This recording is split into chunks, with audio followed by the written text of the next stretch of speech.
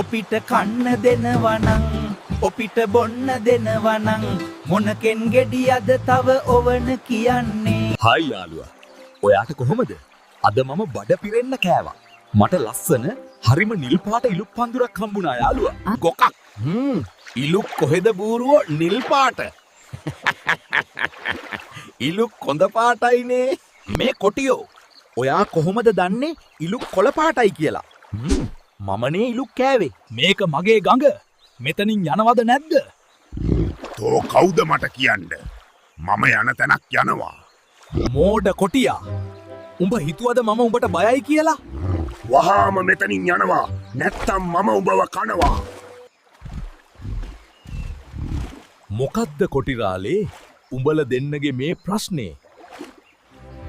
නෑ රජතුමනි.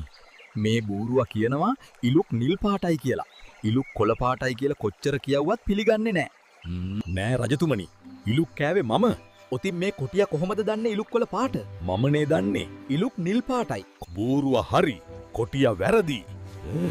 ඉලුක් නිල් පාටයි. ඒ හින්දා බූරුවා දිනුම්. හේ මම හරිනේ. ඔහොම බෑ රජතුමනි. වැරදිකාරයාට දඩුවම් දෙන්නේනේ. හොඳයි. අද ඉඳන් සතියක් යනකම් කොටිරාලට කාත් එක්කවත් කතා කරන්න තහනම තමයි. මොකද්ද රජතුමනි ඒ කලේ? ඔබතුමත් මමත් දෙන්නම දන්නවා ඉලුක් කොළ පාටයි කියලා. එහෙම වෙලා ඇයි මට මෙහිම දඩුවමක් දුන්නේ? උඹ කරපු එකම වැරද්ද තමයි ඒක බූරුවෙක් කියලා දනදනත් ඔය වගේ පොඩි දේවල් වලට බූරුවොත් එක්ක වාද කරන්න ගියපු එක.